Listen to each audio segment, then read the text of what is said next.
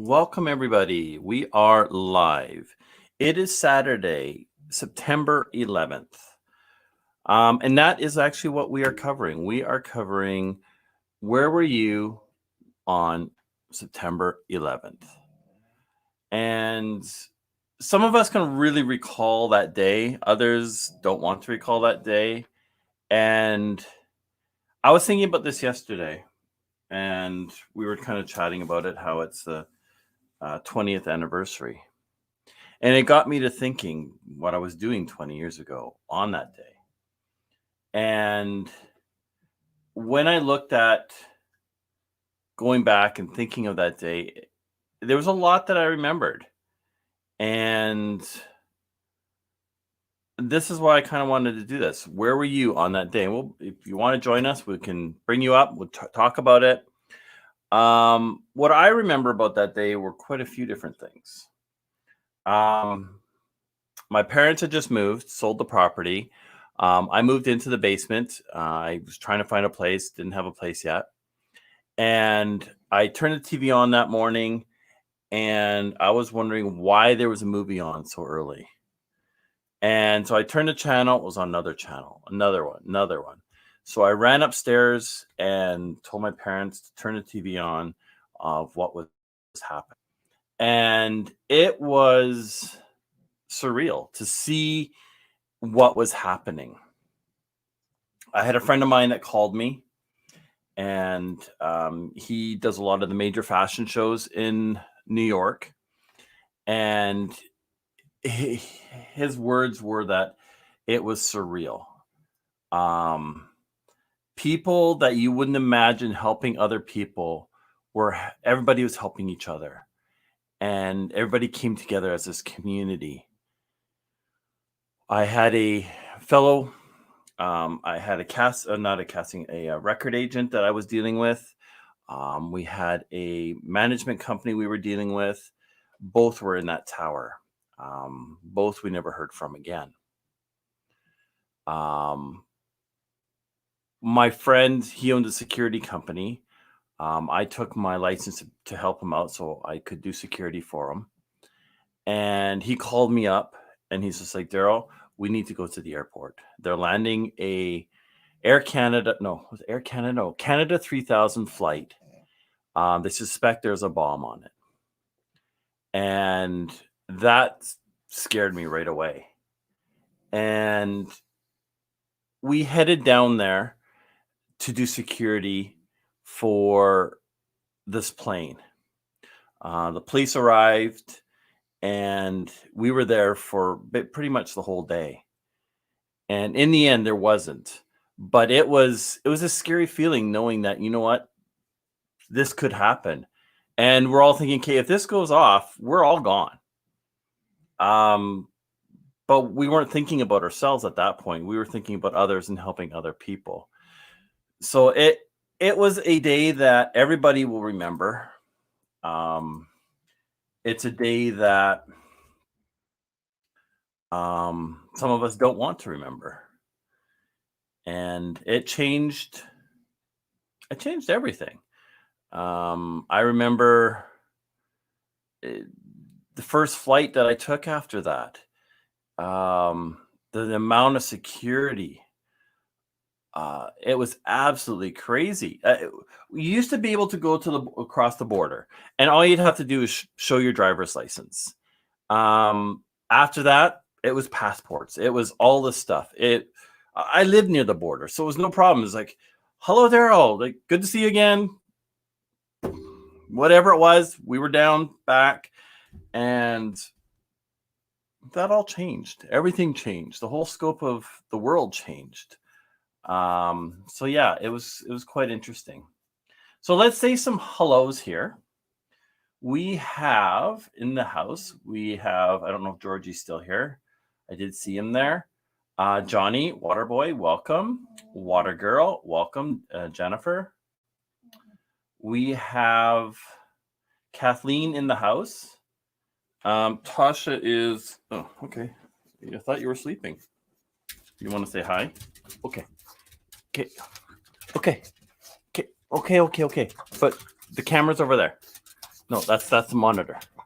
Okay, sit down. Sit. No.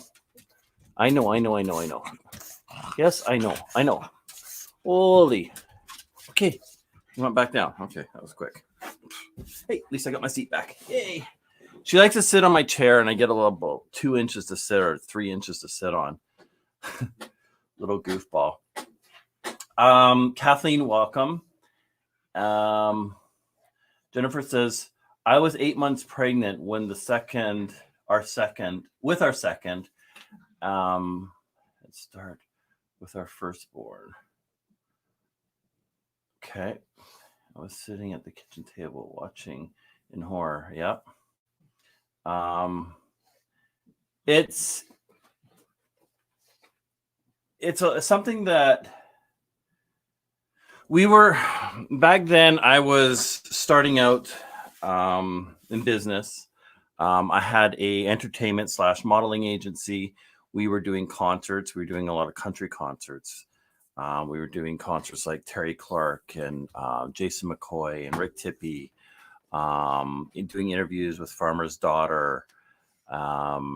We were Aaron Prachette, Kelly. Oh, I'm sorry, Kelly. I can't even remember your last name. Kelly Brock. And she was just an up-and-coming artist. She now owns a entertainment company locally here in Vancouver. But we were doing all these concerts and stuff like that. So we were dealing with agencies and record labels and all these kind of people. And a couple of them were in New York. Like I called another friend of mine to make sure he was okay. And he was saying the same thing. This was the next day. He's like, that's the silence. It's just an eerie silence. But he was saying the same thing. People were helping people that you would never expect people to help. There was no status. It was everybody was there to help everybody. And it was something that I'll never forget. I wasn't there, but the experience that I had made me feel like I was by people, friends of mine that were there, friends of mine that passed away, being at the airport to help people get off that plane. So it's an experience I'll never forget. And being that it's been 20 years, it makes you look back and go, holy cow. Yeah. Hey, Dream on Wheels, how are you? Hope you guys are doing well.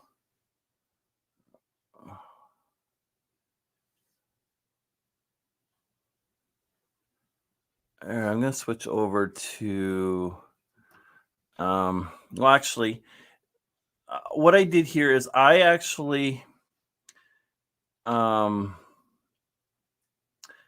did a few things that to kind of use throughout the show here was these were pictures that we saw after. The men and women who went in, who rescued people, who put their own lives at danger, and a lot of them who lost their lives. And they put others before themselves. And that's what I find just truly amazing, truly heartfelt, and just something that you don't see a lot of now. We're all stuck in different modes of politics. We're all stuck in different sides of a pandemic. That we don't see that togetherness. We don't see that. All I'm seeing more of lately is the three things that I see, which I don't try to talk about because it really bugs me, is and the things that I don't understand. I'm seeing more of racism. Growing up, going to school in the 80s, being that my background's Russian, the US, Canada were not friends with Russia, I would get beat up because of my background. So I understand racism. I don't understand skin color. Um, I'm freckled. I wish I didn't have freckles. I wish I had darker skin. But I am who I am. I don't look at color as an issue. I don't look at color as anything. To me, that's nothing. We're all human. You get into politics, you've got different beliefs. We all have different beliefs. We're going into an election up here, and our leader, not that I'm a big fan of his, I think he's done a great job doing the best he can during the pandemic. But during this election, he's getting rocks thrown at him. He's getting called names. I don't see that being necessary. I don't like him, but again, that's not something I would do. The virus. Does Georgie can attest that Dale can attest that a lot of other people that I know who've had coronavirus can attest what it's like to be in a hospital, what it's like to be struggling for your breath, what it's like to be fearful. It's not a fun thing. Do I wear a mask? Yes, I do. I don't want to end up back there. I don't want somebody else to end up back there. I've had my shots. But it's not a place that you want to be, especially when you have somebody in the next room that passes away from it.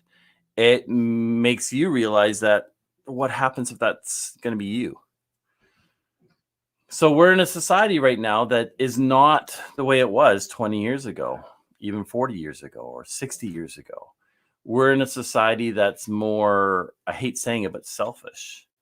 And I feel that we need to come together. And I think that's one thing that I really like about the YouTube community is that you're getting these people that are coming together, that are having the similar interests. Sure, we're not all going to agree about everything, right? And you know what? That's fine. That's what makes us human. It is what it is. I might believe one thing where somebody else might believe another thing. And Skeet from Jiu-Jitsu 2000 and I have had this conversation. It doesn't matter to me whether he believes one way and I believe another way. Still a friend. I got other friends the same way. It is what it is. Okay, let's catch up here.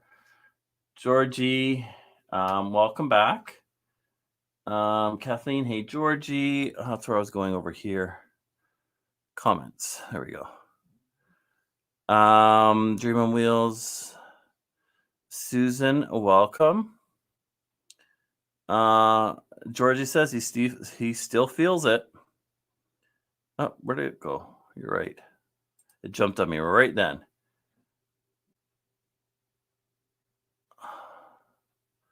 Yeah, and don't overdo it, Georgie, because that's what I did when I got out. I overdid it and I slowed myself down, but I'm also not going to let it. You have to let it somewhat, but I'm not going to let it control me all the way. So yes, I did push myself. I pushed myself maybe a little too hard because I'm not a type of person that likes to be sick. I'm not the type of person that wants people to feel sorry for me. If I hurt my foot, I don't limp because I don't want people to say, "Oh, are you okay?" That's not me. I'll sit there and I'll suffer through it because I don't want that attention.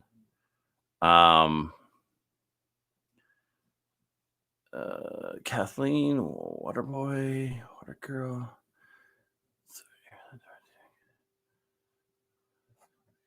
Yeah, I don't know how our fires are doing. We've had quite a bit of rain here lately, so I'm hoping that a lot of our fires are out. Some of the days you'd come out and your vehicle's covered in ash. The sky, like the sun was red because there was so much smoke in the air. You couldn't really go out because they had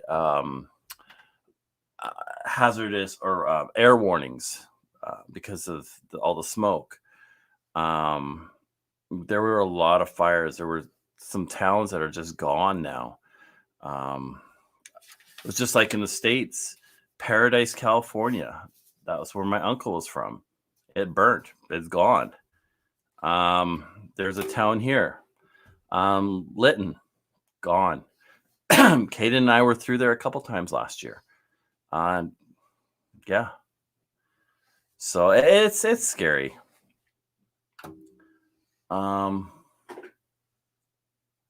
And that's the other thing, Diane. A lot of people have allergies. I have a friend that she's the eggs that they use, the egg yolk or whatever it is that they use in the shot, she can't get the shot because of that, because she's allergic to it. So there's many different reasons for people as well.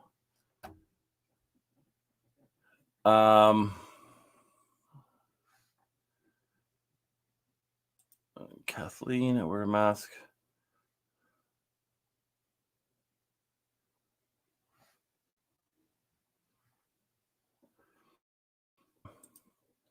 Do I like to wear a mask? No, I don't. I still find it hard to breathe. So and I'm not fully, my lungs aren't fully functioning yet. Close. But when I've got the mask on, I can feel that difference and I struggle. So sometimes I have to open it if I'm not around people or whatever to get that air and I was fine before. But it's just when you've got your lungs that have changed, you really notice a difference. Especially going upstairs and stuff like that, because you don't have it, you get dizzier a lot easier, or you get up too fast. You get dizzy. And I don't know how Georgie's doing with that, but yeah. So I'm going to post a link here. Copy. This is the link if you want to come up and tell your story of where you were during 9/11. How it impacted you, and just your feelings on the whole situation. I mean, we're not going to get into conspiracy theories. There are so many on it, and a lot of them I do understand, because I've looked at some of that stuff and going, yep, that makes sense. Again, I wasn't there. I don't know.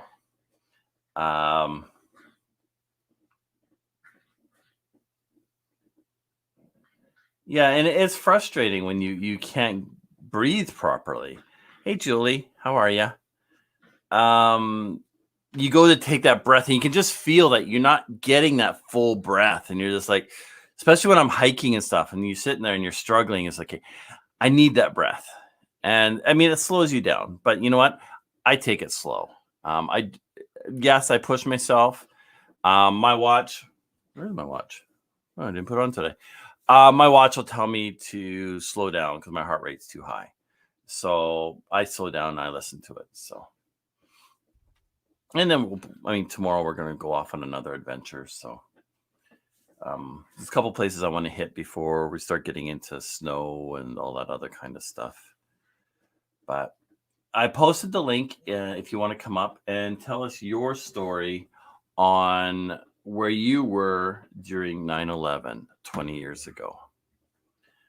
I had a lot of conversations that day, a lot of conversations that next day in the following weeks on 9/11. And I was doing a lot of traveling. I don't remember if I was weak or not, but I remember just a change in security at the airport. I remember even 3 years, or was it 4 years? No, 6 years later, 5 years later. Just, I mean, going and seeing guys just walking the streets with guns, and I'm going, okay, this is just weird. Seeing it in Vancouver at the airport was just, it was scary. I mean, Cayden and I went to the airport about 2 years ago as well. I think it was about 2 years ago, to update our Nexus passport. And there was 2 cops there, one carrying some sort of rifle, and the other one, his hand on his pistol. And I'm going, that's not Vancouver. It's like, something's going on. It didn't make any sense to me, but it was strange to see stuff like that. But I mean, we needed it to a point as well.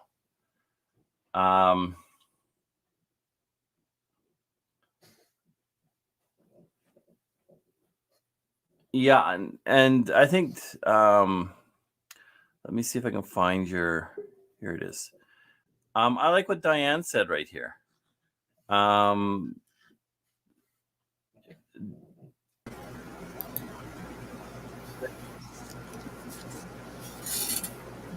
yeah. Pretty good. I like what Diane said here. It's like, I wish that we could have that same love and togetherness that was happening the next day on 9/12. Everybody was there to help everybody. Everybody was calling and seeing what was going on. I see the similarities, Georgie. Pretty much. Yeah.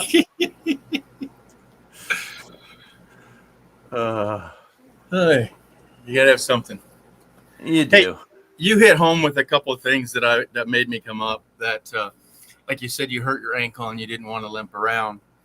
Well, I've got 2 emotional stories, and it's hard to even start. So, when I got the COVID, I didn't want anybody to know.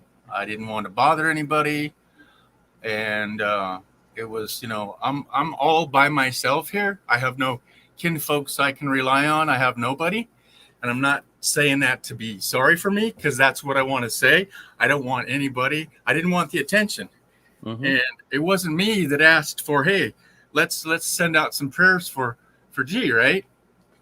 And I truly believe that this community has saved me. Yep. And there's many more that's not as been as bold and upfront, but there's been many more of us that have gotten this. And I just want to iterate the fact of coming together and sharing the love for each other is immense. It helps a lot. It really, really does. And before, Georgie, did you realize, I mean, you were part of the community and stuff, but did you realize how many people actually cared? Yep. Yeah, big time. So when you go into a live chat and you see it scrolling across the bottom, pray for Georgie or pray for Daryl. When you go in there and they're all talking, it's like, oh, are you okay? You're getting email after email after email. Yep. You're going, why me? Yeah. Like, I'm just here. But for me, it was so, I think it helped a lot. It kind of gave you that lift, that encouragement to kind of keep on going. Yeah. Because when you're in there, you're alone. Well, I was more so because I didn't put it on Facebook or YouTube or any of that, and I didn't have family members saying, oh, you need to go in, right? I mean, I didn't wait till the wife, dragged you in. Yeah. But I did have a situation that I couldn't go in right away. But I don't know if y'all have heard that, but I had 30 meals before I didn't even pass anything. You're supposed to eat it, in and out, right? And I didn't pass anything. And in there, I still lost 38 pounds. So that's how critical it is that your body is just needing all this energy to take care of this. I can't fathom how the hello I could eat 30 freaking meals and still lose weight. Not 1 or 2 pounds, folks. Almost damn near 40 pounds. Yeah. Hey, I'm finally gained a couple pounds back. I know. That's the part that I hate, though. It's like I lost 37 pounds, and then I gained roll with it. 50 back, and I'm just like, oh. That's unfathomable too. But yeah, I'm sorry, brother. But the problem is, because you're on the hospital food or you're on the IV or whatever, you're not getting what you're used to. And you get out and you're just hungry. And it's just like, okay, I'm not used to, like, my wife, she made a dinner that normally would fill me up. I'm like, anymore. I had double. I was still hungry. And you're going, yes, please. Exactly. It's like, Kate, no, I've got to stop. You're It's going, like, no, back. Kate, right? That's mine. You done with that? Yeah. The other is the breathing. Is that now I'm on, I didn't grab it, but I'm on this breather that I have to take, and it's hard to do things. And I've been off the air now for, I think, 4 or 5 days. It was off Tuesday. And it was scary. Yep. You know, all of a sudden you're going, yeah, be free. You're going, no, but I need that. No. And I'll take it right now while we're talking, but I did overdo it. The second day I'm out buying, $100 worth of groceries because I haven't been, going out. I haven't gone anywhere. Yeah. And I live upstairs, so I had to haul some of that upstairs, and it's like, and tonight, right now, I got a major headache, and I don't want to go live, and I just want to do a little here. Yeah, but I had the same thing, the headaches.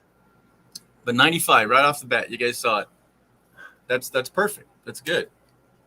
That's where I'm at. So, anywho. Yeah, the thing, I don't know if you had it too, is like, you go to sleep, you're getting good sleep, and they come in to wake you up to give you a shot. When? At 4 a.m., right? 4 yes. 5? It's like, really? Huh? It's time for your shot. It's like, no, it's not. Georgie, sorry to bother you. We got to check your vitals. Am I breathing? Exactly. It's like, oh. Thank you. That was a good one. Literally, you're getting, What happened? James had wine. Yeah, you could have alcohol in the hospital. Nobody offered me any. ASK. And sorry I haven't read any of the chat, but thank you guys. Thank you for all the hellos, and glad you're. Hey, James. And James has been in there. Yeah. Staying high a lot. Appreciate you, gang. But still, just breathing. So I went in. Yeah. We'll continue. So I went in Tuesday to take this lung test. I don't know how many times I've told the story, but I was put into this like bell chamber. It's like an old phone booth. You're all wrapped up, and they say breathe, and you start pushing air, and then they shut down the chamber, and you can't. You're blowing against a wall, and they're saying, "Yeah, keep going," and it's just really hard. But I was at 59% of my lung capacity, and then they put in this steroid, the inhaler, right? And I increased by 21%. Yeah. So that's why they say you have to be on this now. So yeah, I'll take 21% more, Oh, but now I'm only at 69% of my lung capacity.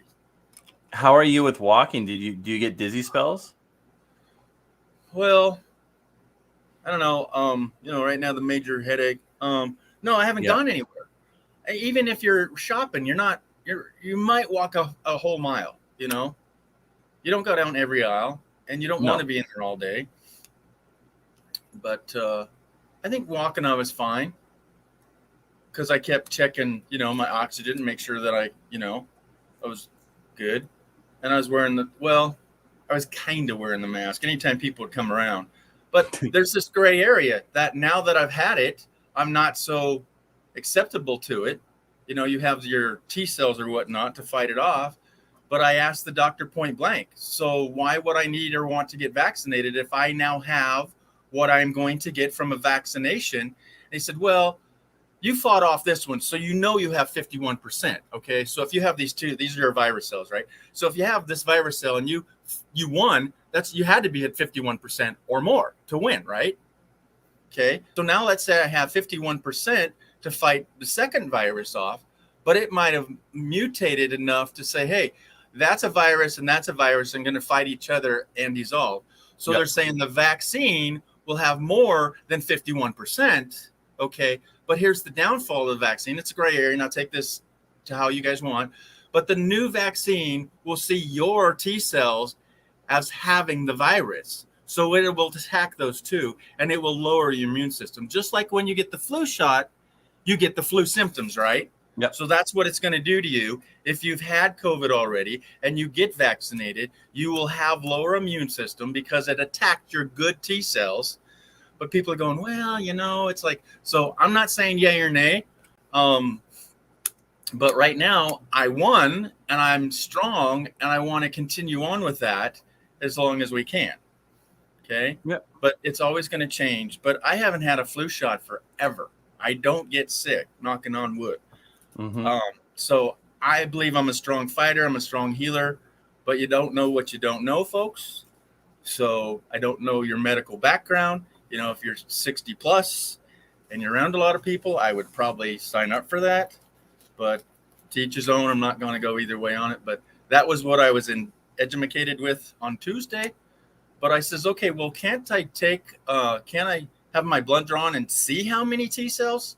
And he says, well, it'd be a waste because if you get vaccinated, you're going to have more in the new vaccination than you would of your own. But again, if I'm like 75%, I'm going to say a nay on the jab a, but that's just me. Yeah. Anywho. So 9/11. Where were you? That's the other thing. Okay. This is the other emotional story. Okay. So on the Sunday before, I was out in the hills with my buddy and we come to this T-bone intersection. T-bone is a letter T. Mm-hmm. And we were coming up this way and some motorbikers, the Harley Davidson type, the tough, rugged type, one of them went right off the cliff. Oh. And so all these trucks and motorcycles are all hanging out on the T road. And I roll up and I'm with my buddy and we just say, what's going on? And these huge bikers, we're talking 300-pound, beefy, strong, tough guys, right? They were crying that their buddy was down off the cliff, kind of dead. Yeah. And it was all blackberries and bushes. And I jumped down there because I had taken CPR for 14 years in a row. And I went down there and yeah, he's laid out. So I start CPR and I get a pulse. I get a rapid pulse. And I have these two guys standing over him going, I don't know why you're doing that. He's pretty well gone. Well, it was the most textbook situation I could have ever been in. Okay. The creepiest part, now close your ears. Okay. His eyes were rolled back into his head. He was gone. Okay. I had to put his sunglasses back on because that was the creepiest part. But I tilted his head back and start doing CPR. There was no blood. There was no vomit. He didn't smell of alcohol or Mary Jane or any fancy stuff, right? It was just, to me, it was a mannequin. So I could do the job. And 45 minutes later, when Life Flight came in there, because my buddy ran a freaking mile to go get help because we're up in mountains and nobody's cell phones work. So that's why they're all just standing around. But still, to have these two guys saying, I don't know why you're doing all that, and I'm like, oh my gosh, please don't be around when I want to live. Okay. No kidding. So I saved somebody's life. Okay. And then when I go to school and I asked the secretary, hey, how do I look this guy up? I want to know how well he's doing. And they found that he was in the hospital.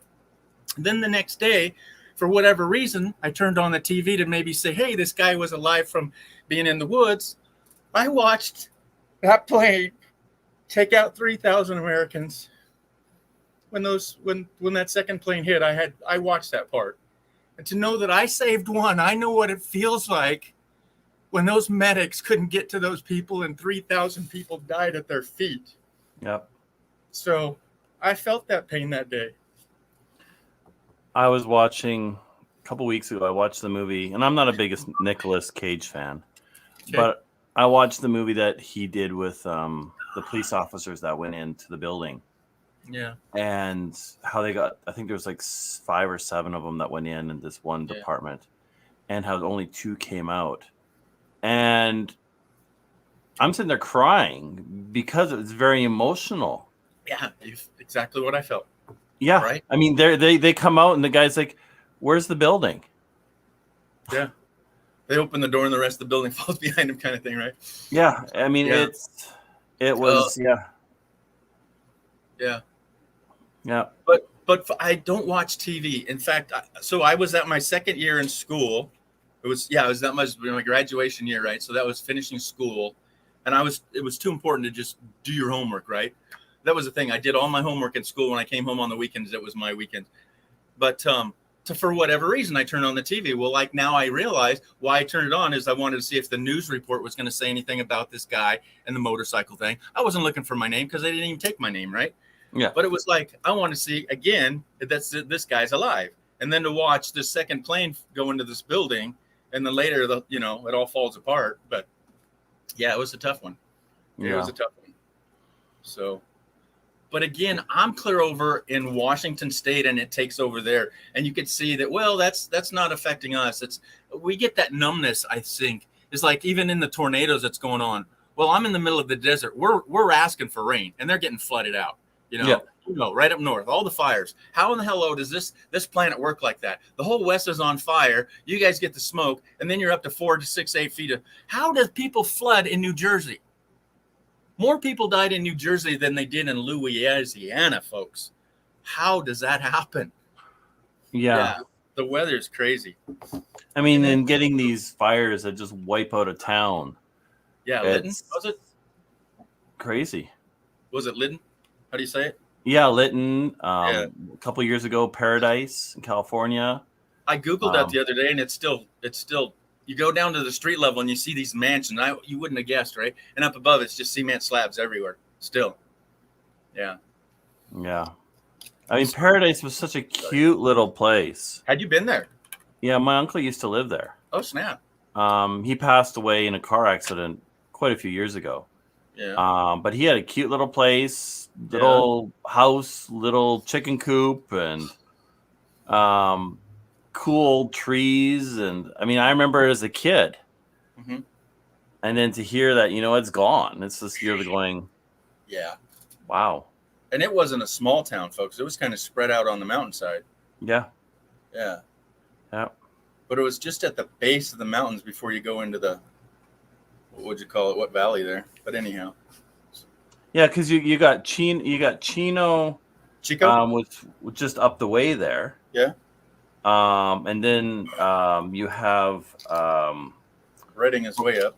Yeah, and then there's Table Mountain there as well. I don't if know. I remember right. Yeah.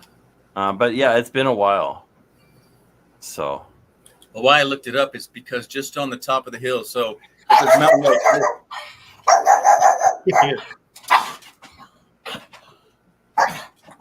Somebody there? Just a second. Yeah. Hey, Phil, do you want to grab those bags too? Those are yours too. Oh. Because someone's there. He's picking up a bag. Nice. Sorry, I'm just not doing a live right now. No. Hey, I hope everybody's having a good weekend. Yeah, it's it's starting to rain here. Oh, good. Thanks, Phil. Yeah, it's starting to rain here, so it's we need it. It's just I don't want it. Well, whereabouts are you in the whole valley there? Outside, we're if you were to, we've got like 4 border crossings. Oh, okay. So you've got Pacific, which takes you the I-5 turns into the 99. Right into Vancouver. Yeah. Right. Or you could take the truck crossing, and that pretty much will merge you that way as well. Right. The next one would be Aldergrove, which is Guide Meridian to 264th. Okay. And then 264th would take you to the freeway, number 1. And then the next one would be Sumas. Yeah, that's it. Which is kind of out of the way, and that takes you into Abbotsford. And then there's a little crossing, kind of more of a dirt road man crossing. Secret hideaway. Yeah, I mean, you can walk across the border, go for a hike and stuff like that, and come back. And that one is Ross Lake, Skagit Valley. Yeah. And then the next one is, I think, near Creston or something like that. Bree would probably know a bit more. It's her state, not mine. But you're what, on the 3rd or 4th one? You're way over there, though, right? Kind of in between them all. We're basically Surrey Langley area. So That's you got Vancouver, and then you've got Vancouver. You'd come down through Richmond into White Rock, Surrey, Hey. which is part of Surrey, to the border. I got an idea. Go down to the bottom. There's this thing called share. We can bring up a map. You got it? Can you? Yeah, I can bring I up think a you're map. techy enough. Because you and I might get it. Bree's got it. I'm visual. Just throwing it out there. That's You don't just have too to show easy, us your house, though. So where's Google so Maps? here's the For me, I don't know what. Some people use Google Earth. I don't have a computer for that. share screen. In Phoenix. What a girl. Susan Hare. Freedom to the room. Yeah. For a minute.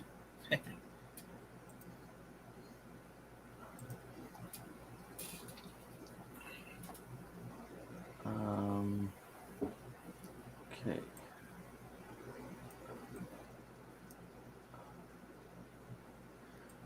But I got this back of the neck. I don't know. It's because okay, so I had surgery on my elbow and I had surgery on my shoulder. I'm supposed to only sleep on the shoulder, but now with this other breathing problem, I have to sleep on my back. And if I roll over on my shoulder, I don't have my right pillow. That's why it's giving me the headaches, I bet. So here's the first border. So if you're coming down the I-5, Lamp, yeah. Mm-hmm. you take the 99, and that takes you right into Vancouver. And then there's a little offshoot here, which is the truck crossing. Mm-hmm. And then which is Pacific, and then the Aldergrove one is here. So that's the guide meridian right to 264th, right to the freeway. Mm-hmm. So the number one will take you basically all the way to Vancouver Island, all the way to the other side of Canada. Gotcha. And then there's Sumas, which is kind of out of the way. And then if you go over here, we lost you. Okay. Right so Sumas here, was the last one I knew about, and that's where my friends in Washington would always go through. Yeah. It's kind of it's a little bit more isolated. Right. I don't know why anybody would want to go through there, but anyway. This one is more of a dirt road crossing. See, that's way over there. I had no idea it was way over there. Yeah, so you've got the Ross Lake here, and then you got this little crossing right here. Yeah. And when we went camping up, this is where we had the Sasquatches, the Bigfoot. Oh, really? Where we could hear them. Yeah. But yeah, Cayden and I were wandering around over in here. So but there, I mean, is there even a shed there? Is there no security there whatsoever, right? There's a gate. Oh, okay. It's like just a yellow gate. That's it. Like a gate that you can walk under, you can walk around, you can climb over, you can. Oh, no driving though, right? No, it's closing the road off. Okay. But yeah, you can stand here, and you can actually see the line cut in all the trees going up the mountain. Yeah. And then the next border crossing is quite a ways over here. Yeah. It's so there's no wall. No, it's a cut path. So this is the next one. It's a Soyuz. Wow. And when you're water skiing this whole lake. So you're going across the border, you're coming back. Look what I can do. So I mean, I've gone water skiing on that lake, and it's a lot of fun. It's a nice lake, but this is kind of your desert area, so it's really hot there. That's where Chrome is now. The Badlands. No, I think he's in Alberta, isn't he? Yeah, he's about ready to cross over. He's way over in the Badlands. Some ghost town. So that's Alberta. Anyhow, that's right in here. Okay. That's right near Drumhill or the Badlands. Yeah. So he's basically in this area right now. Yeah. So he's got a long ways to go. I mean, he'll head into Regina, or Saskatchewan. It depends if he goes up to Edmonton or not. And then if he's going over to see what's his name, Ray and them, then he'll be going into Ontario. Oh, the van builders. Yeah, the van builders and the other guy from he used to be Happy Camper Kits, but now he's Overland. Yeah. Something. Gotcha. He's in here, so. Okay. That's a long ways. Oh, it is. That's crazy. It is. I mean, I've done that trip before, and it's a long trip. But he takes his time too. He doesn't like traveling more than 3 hours. So it takes a while if you're going to get anywhere. But this is Vancouver Island where we were. Oh my gosh! And you can see how it falls below the border. Yeah. But this is the part. This is the part that puzzles everybody. I forgot about this border. Yep. That's insane. There we have a border US, right here. That's all U.S. property, folks. Right Below here. that line. That Point is Roberts. the dumbest thing ever, right? Yep. Because the houses above the line are like what, 400,000 or 500,000, and ones below the line are 300. Yeah. That's a street, and across the street is insane. Yep. It's two countries, folks. It's two different countries, and it's just a city street that divides. And it's like here. You can sit there and actually I'll go closer to it's in Abbotsford. Okay. Let's go out here. Abbotsford. You want to check the chat for anything, or I'll get into the chat here in a sec. Sorry guys. Okay. Right here. This is the funniest part. Oh wow. Here's the Canadian-American border. Mm-hmm. 0 Avenue. There's 2 roads run parallel to each other. Oh, wow. And you'll have a stake here, another stake here. They finally put up a fence right in here. It's only like a 5-foot, 6-foot high fence, something like that. But still. It's like you can just hop over onto the other street. They had it where I think it was this. No, they bought this property here, the border. But there was a house right here near the border that was a grow up. And they built a tunnel under the border to another house over here. Well, on the other end of our United States, they have found over 1 mile long tunnels from Mexico into the United States. Yeah. Yep. Yeah. That's crazy. That's a long ways. So let's catch up on the chat here. Oh, I was thinking of changing my border out, but then nobody'd know it's me, right? I was going to say, then how would we know it's you? I know, because then he wouldn't match. I mean, what color is he? It was. Bye, Kathleen. That's why this works so well. Because of the color match, right? Susan, yeah, I kept on seeing stuff today, and you see all these event pictures, and I mean, I've got different kinds of pictures here as well, and you sit there and say, okay, do I love it? I don't love seeing that, but I know why you're posting it. Speed, what? Photos about 9/11 or? Yeah. Yeah. It's like you see all these photos, and it's just like the memories that it shows. I mean, this is what we saw in the papers. Yeah. And I mean, turning on the TV, this is what I was seeing. Exactly right there. I'm going, what the heck? Why is there a movie on so early? And I just saw that too. Somebody said they kept changing the channel because they thought some movie was on. Yeah. And not the news. And that is the thing, that it's on our soil. It's we can't believe it's happening. We've seen this in movies, and on and on and on. We can put these images in our mind that's not real. And It's overwhelmingly shocking. Yep.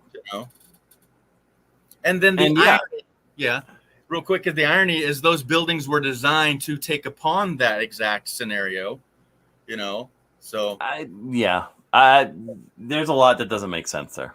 Well, in that aspect, that they didn't know of the rocket fuel of that level. Those buildings were designed in the 60s and 70s, right? So yeah, the planes weren't that big back then. So, but anyhow, we won't go down that road. Yeah. But the fact that they were hit by planes and they were saying, "Oh, they can take a plane." That's what I'm saying. Just that little tiny irony. Yeah. But before they had tried to blow it up from the basement. Was that the World Towers? Sorry? Was that the World? Well, you might not know, but they put a truck in the basement and tried to blow it up a long time ago. I didn't know that. Damage. Yeah, they didn't do much damage. It might not exactly been the towers. It might have been another one. But, yeah. Susan here. The cry was good, though. Bree's here and listening. Yeah. Bree's It's talking. a good cry. Yeah, we all need one. I had 2 today. Thank you. Again, I want to say thanks for everybody out there just giving us the love. Yeah, it was a day that a lot of people won't forget. Oh man. Like you talk to people and they remember exactly where they were, exactly what they were doing. Yeah. And I was talking to my wife about it, and she's like, yeah, I was at school with my best friend. We were in college. Went into there, and all the TVs were on the same channel. It's like,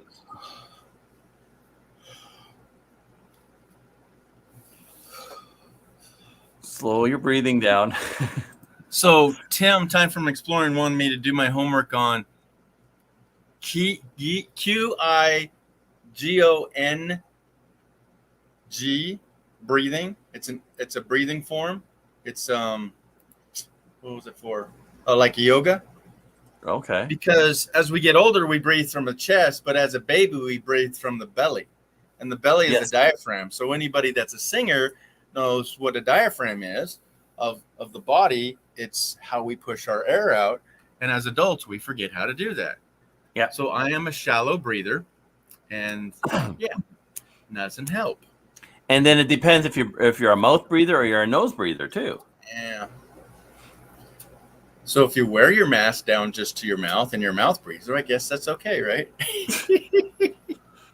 Yeah. Yeah. All right. What other fun topics can we do? Well, I hope we can all.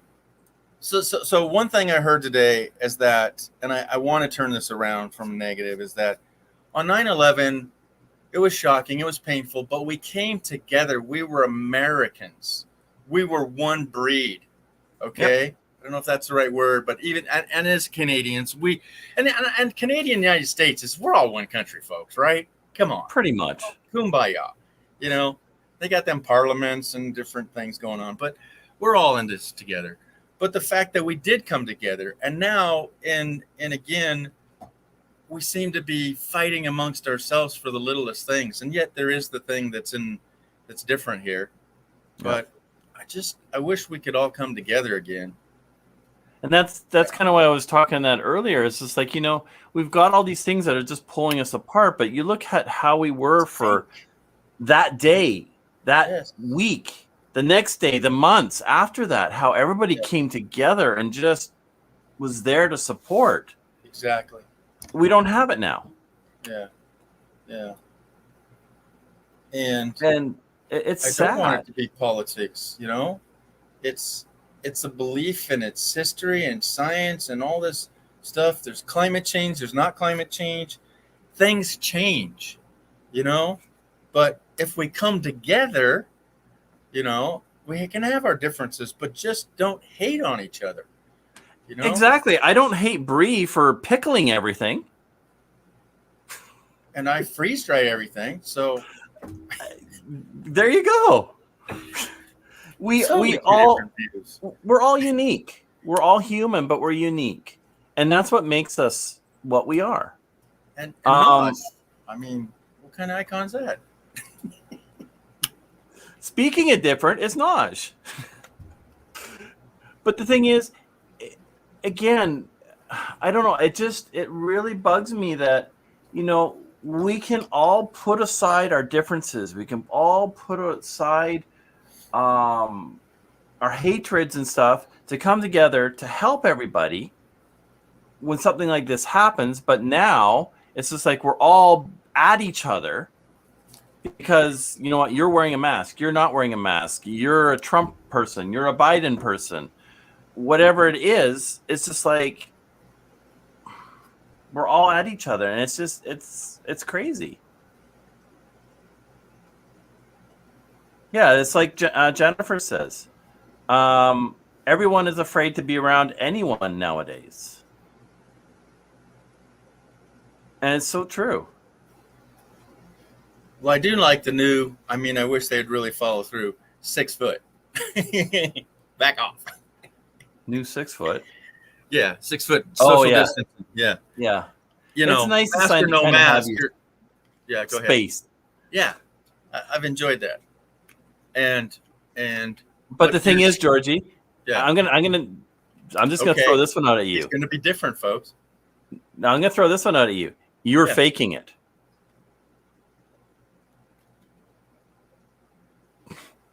I had that thrown at me. Wow. And I'm going, okay. I don't remember how long you were in the hospital for, but for me, 14. I was in the hospital for 9 days. 14. I wouldn't be there if I was just faking it. Yeah. Well, let me see how bad I was faking it if I can find it. Exactly. I can't. I have a bill of there's 2 digits, and then there's a comma, then there's 3 more digits after that. Yeah.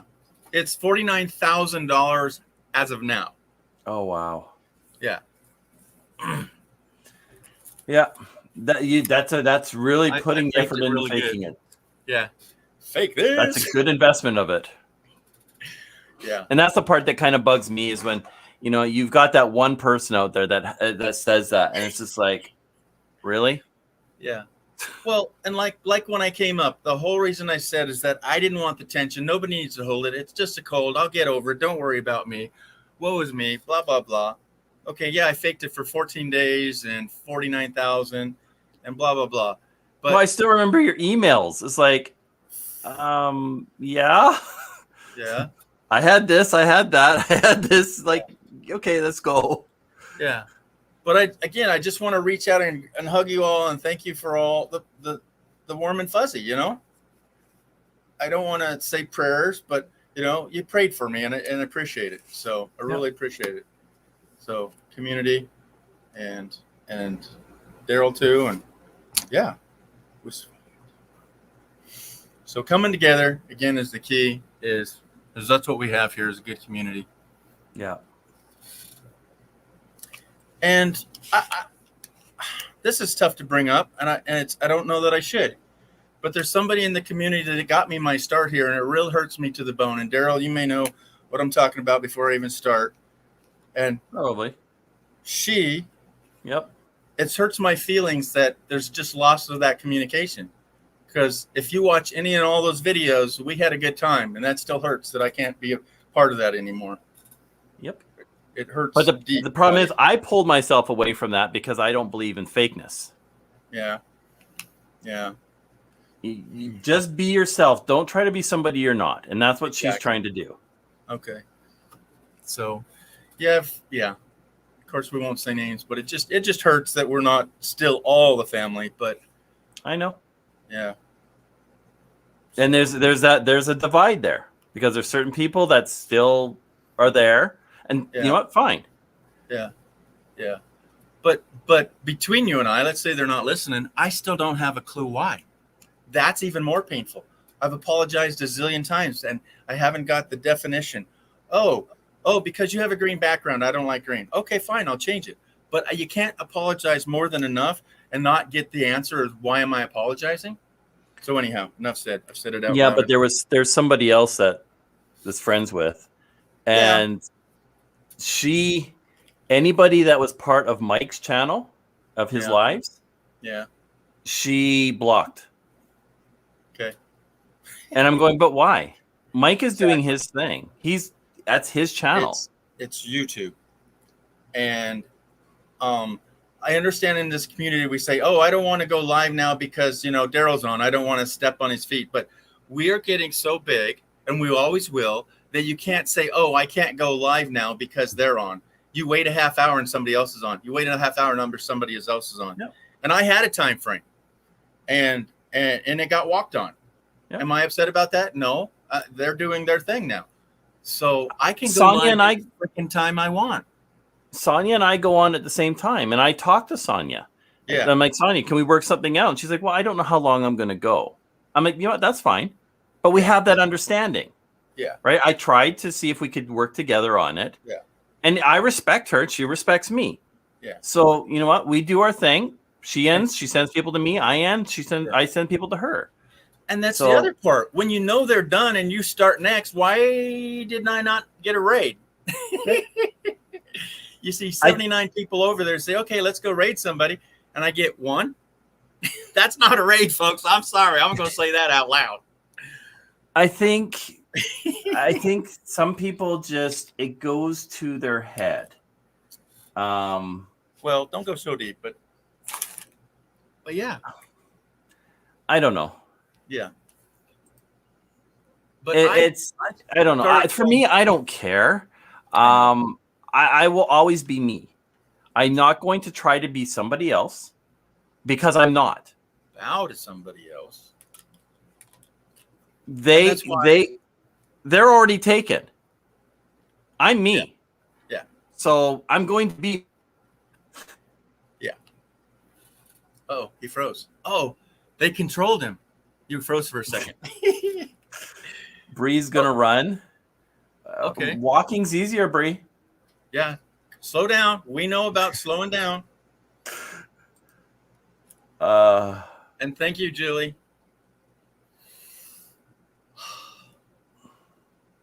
Yeah. And that, you know what, I think that's what really made it special was people that you would get messages from, like Julie and V and some of these people that said, you know what, we're praying for you. We're hoping you get better. We're there for you. Anything you need. My aunt was texting me, and I got to the point that, okay, yeah, time out. As much as I appreciate it, I just can't reply to everything. Right. And again, if I hadn't replied to some of you guys too, I'm sorry. I had given out my phone number that I have on my live is a Google phone number. So you have to say your name, and then on the phone, you have to press the digit to answer that. And if I don't get to it quick enough, it goes to voicemail. So it wasn't that I ignored it. It's like, huh? Yeah. And then I didn't hear it, or it just goes straight to voicemail. But you can text it, and eventually I'll get it. Yeah. But again, all warm wishes are always welcome. You know what? I think it helped a lot because when you go in there, you're scared. You don't know what's happening. It's overwhelming. I mean, I remember being pushed in the stretcher, 5 nurses just suiting up, and you're going, what the hell? You're going, again, back to the movies. You're going, when can I wake up, right? Exactly. It's like pinch, pinch, pinch. No, I am awake. But I think the next level of your story is when, okay, stage 2, folks, put him in an ambulance and have him go to the next hospital. Yeah. Holy smokes. That was your scary. eyes should have rolled back like large then, right? Well, the worst part was looking out the back window, hearing the sirens, seeing that we were probably going a good, I don't know, 180 or whatever kilometers an hour. That's 70 miles because you're watching, like, there goes an overpass. Boom, boom, boom. It was like, just like the movies. Holy crap, why are we going so fast? Like, I don't feel we need to be going this fast. Till you get to the hospital and you've got 14 IVs in you. Yeah, IVs in both arms. You got monitors, your catheter, everything. You're just like, holy crap. Hey, were you a pincushion in the arm? Yeah. when they drugged you up. See, I can't. My veins are so small, I can't give blood. The actual needles to give plasma at the corner, plasma donator places are bigger than my veins. Okay, so I don't take this well. So I have to have it in the back of the hand. And there's like 3 nurses. They said, no, sir, I have to do it in here. I said, no. I know my arms. I'm not a pincushion. You will do it in the hand.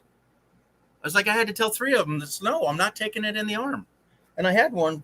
I don't know. I took a picture of it. You can't see it, but I had a bruise way back up under here where they tried to take one. It's like, man. You came out and you're all black and blue. I remember that. I had bruises everywhere because you're getting blood taken every day. It's like, and then you also have the where they're checking for your. It's like the diabetic test where I don't know if you had it, but they prick your finger. Yeah, no, I didn't have that. I wish they would. I had that done every day too, and I'm just like, ugh. Try a different finger. How did diabetics do that? Yeah. It's just like, oh.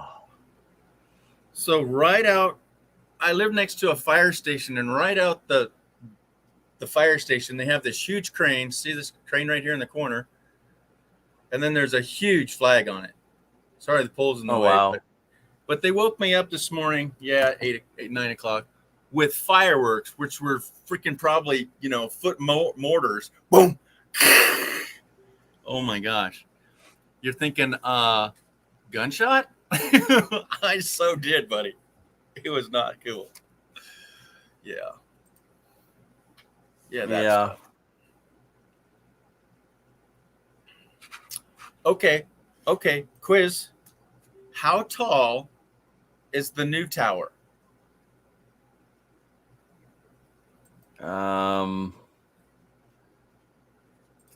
That tall? We'll show it better. That's cool. So there's 2 squares for the footprints of where they were, right? Yeah. Their little waterfalls. Yeah. Are these the new towers here? There's only, that's another quiz. The one straight in the back in the middle is. So it was those 2 towers replaced with 1 tower. Okay. And it's just like the other tower you saw that had an antenna on it. Well, It's not all building that they measured it by either. But it was like, I don't know, like the 5th tallest building in the world. It's 1776. That's our historical date of we signed to independence in the year of 1776. Oh, wow. So somebody got creative and made it that tall, but about 1,700 feet of that. So I don't know what that is like in meters, but a lot of it is just an antenna. I thought they cheated on that. But yeah, when you get a 100-story building, it's like, all right, enough already, eh? I don't like going up in some of these buildings because you can feel the movement. Yeah. And it's like, sorry. Okay, so on a safety note, folks, if you want to go to Las Vegas and be in the top tower, just remember. So it's 13. Yeah, the building is 1368, but the total antenna and length is 1776. So yeah, that's a 400-foot antenna. Wow. That a fire engine ladder crew can only reach to anybody? What floor?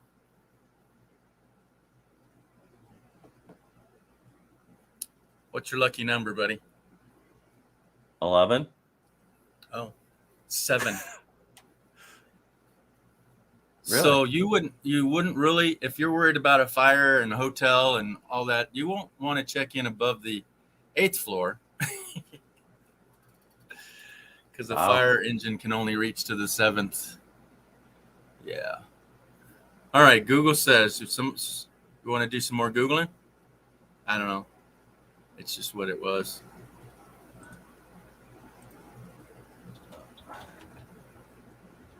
Woohoo! Yeah. How tall is the stratosphere? So, Daryl, there's a roller coaster on the outside of the stratosphere? Yes. My dad went on it. Oh my goodness. Would you? No. Doesn't look like it. Yep, Danny. There's also a There's also a what's that other ride there? Like a slingshot drop, a dead end roller coaster, Yeah. right? Yeah. Something else, and then they jump from it. No, Danny, I was talking about the World Trade Center is 1776, but who do we Google here? Said the actual building is 13 something. Yeah, wind engineers. Oh my gosh. This is just crazy though. Yeah, I don't care to write any of those, thank you. No. So right there to the bottom left was that dead end slide, just like a pipe. Yeah, right there. And it's just, you're in like what, one or two cars, and you just go clank to the end of that pipe. No thanks. I think it even drops, Daryl. I think it even drops when it gets to the bottom. Like it, it's just flat, and then it clinks. Yeah. No, I don't need to. And then what? A 40-foot or circular. There it is. Roller coaster. So they got the roller coaster. Okay, read them all. Scream, and the big shot mast. A fence, high roller. Oh, that's a good name. You're a high roller. That's like a big gambler. That is actually a good name. Yeah. X scream. Yeah, but you'll be screaming all right. And then show you the jump. They jump off of it. Well, it's not bungee jumping, is it? It's just a gravity controlled fall, I think. Yeah, there it is. Well, that's got this one too. That sled. Oh my gosh.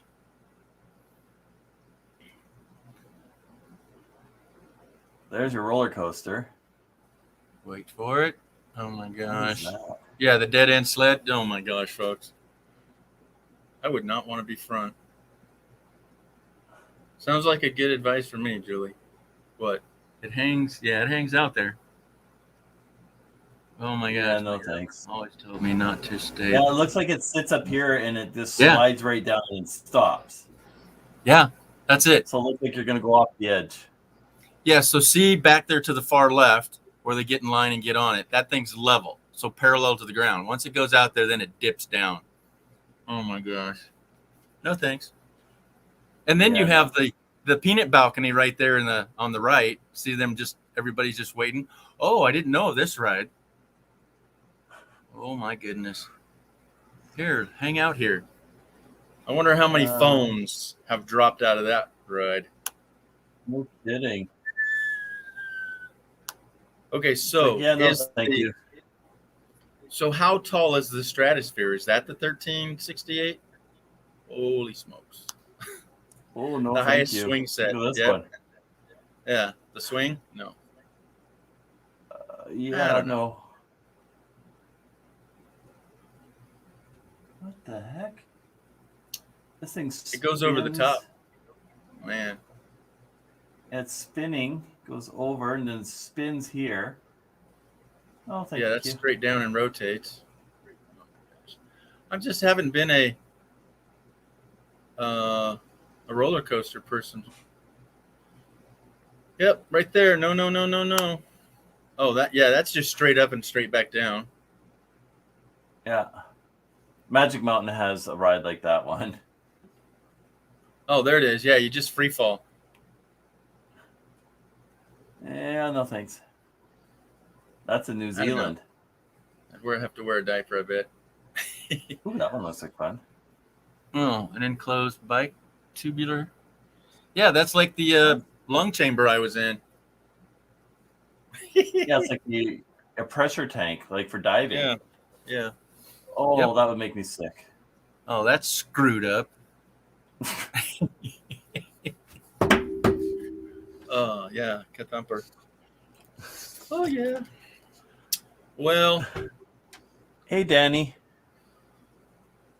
I'm going to let you ride here. I'm going to go get some more rest. I still got my brain fry headache. No problem. Okay. But again, thanks, everybody. See you when I see you. See you later.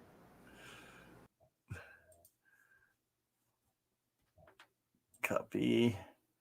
Wait, you're done already? So if anybody else wants to talk about where you were at 9/11, there is the link.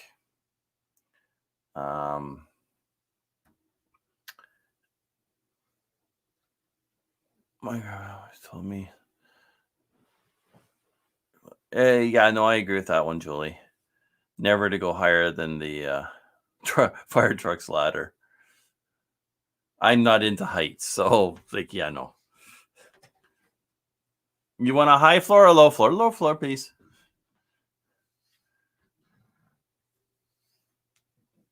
But yeah, it's when we think back on everything that happened through 9/11, it's pictures like this that just make you realize how much devastation and how much was left or wasn't left. And seeing those first pictures of where the planes went in and just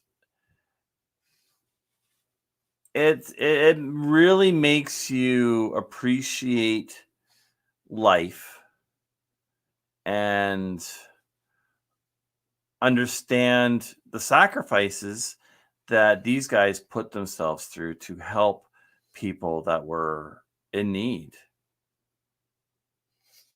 Waking up to seeing stuff like this on TV was just crazy.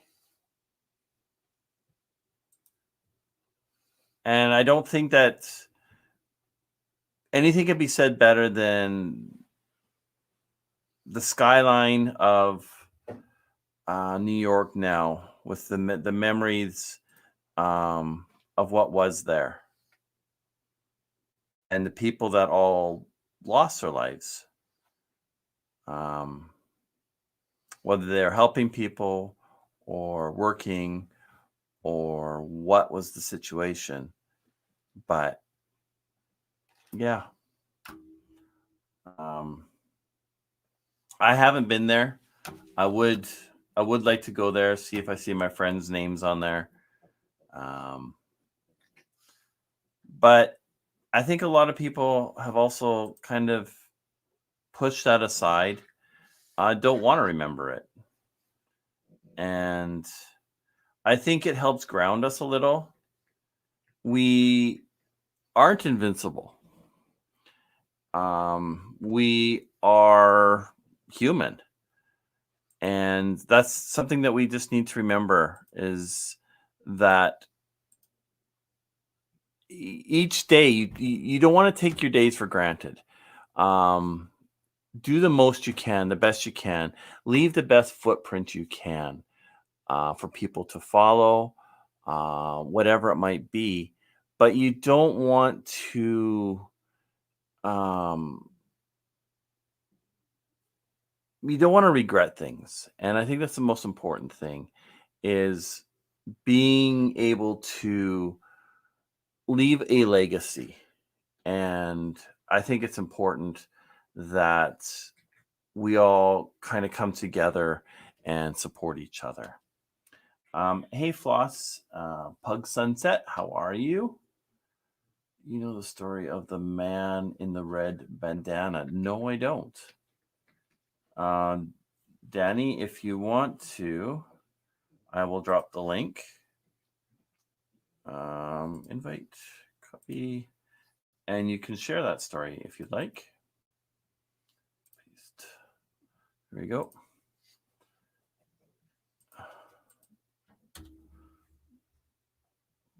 I was sleeping and a friend from Kansas called. Turn on TV just in time for a second tower hit. Yeah.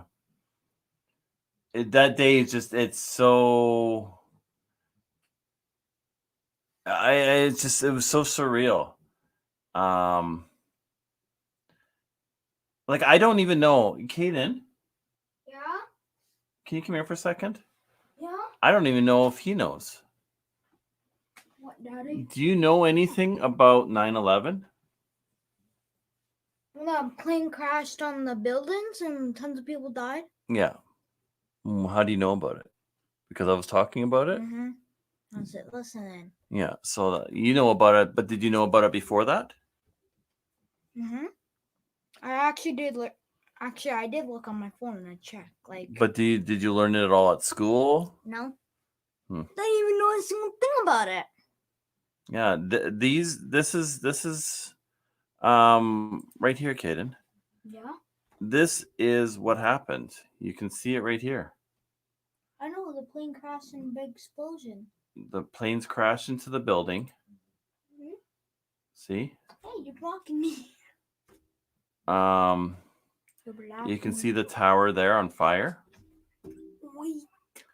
And then after the buildings collapsed, that's all that was left.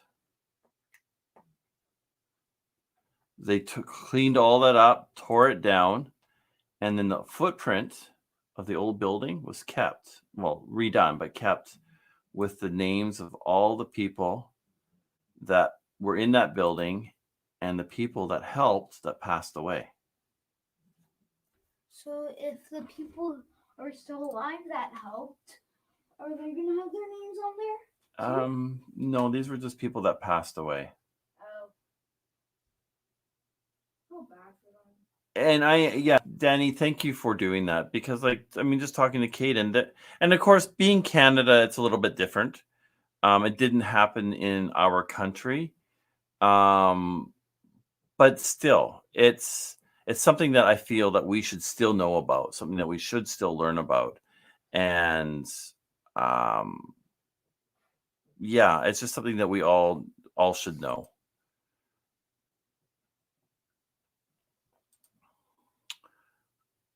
That day house. Chicago's like a ghost town. Yeah. And that's what I remember. I think it was Drew told me. He's like, it was like a ghost town. He's just like, the streets were quiet. He remembers just the smoke and just the eeriness of it as he was walking down the street, and talking to another friend, being on the bus, and just how everyone was just so quiet.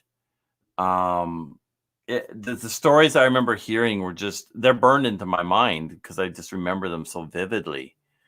And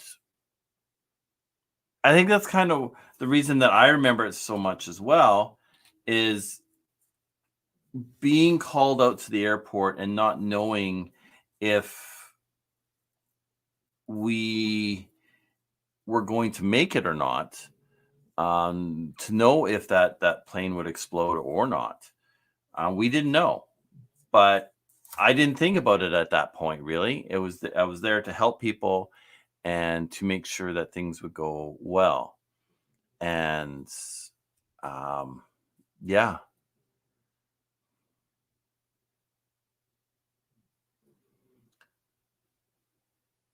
See you later, Danny. Bye. But yeah, the memories that we all have are memories that we will have for a lifetime. And it's those memories that we need to take of loved ones and cherish those, for the facts that they were there to help. Some people weren't. They tried getting out of the building, and like friends of mine, and didn't make it. So yeah, the pictures I see that in my mind were horrific, and I didn't pull those pictures up because those are pictures I don't feel that are stuff I'd want to remember.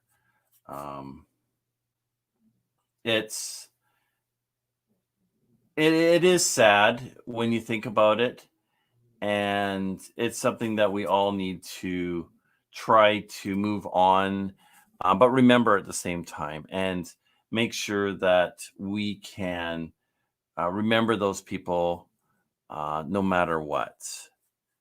And hey, Mike and Jess, how are you? Your ears must have been burning. I was talking about you earlier. it's those memories that I think are important to remember, the people that were, and what we were doing on that day, I think is important as well. So, yeah, it's amazing to look back on these memories and recall those days, and um, it's days that we won't forget. It really isn't. But yeah, if you've got a story to share, let me know. I did drop the link here on what you were doing or where you were on 9/11. I do remember that I think I was supposed to go off that weekend or something like that. And or the next week or something like that, but my flight did get canceled. It changed things in the world, the way we do things, the way we cross the border, the way we travel. It changed many things, and some for the good, some not really. But it was something that it's something that we can all look back on, um, good and bad, but remembering those that helped. Naj, welcome. I did say hi to you earlier as well. But yeah, here I'm going to, and this wasn't really a planned live. I just thought, I was thinking about this last night, and oops, I put that on the wrong side here. I thought, doing something in memory of 9/11 to honor the people who died, whether they were just, I did it twice, whether they were in working, whatever, helping. I just think it's important to remember these people and to respect everything that everyone did for that. It's interesting to hear the stories of the people who helped out, the people who, whether they're big or small stories. It's interesting to hear these stories. I remember my uncle telling me stories of the war and how they had these bunkers, and they were here, Vancouver. I remember my other uncle talking about the Vietnam War, and he didn't really like to talk about it. And I fully support that. And some people don't want to talk about this. Just push it to the back. But I think it's important that we all kind of take a step back and remember what was and what is, and go from there. That's a lot better, Mike. That will work a lot better for you. But where were you? Where were you when everything happened on 9/11? I don't remember what time it was I woke up. I just remember turning the TV on and seeing what I thought was a movie. I don't remember if it was, 8 o'clock, 9 o'clock, 10 o'clock. I don't remember. It was just turning it on and seeing something that didn't make sense to me, and then turning the channel and seeing the same thing. Turn, same. That's when you realize it's like, holy crap. And then getting that phone call that, we've got to go.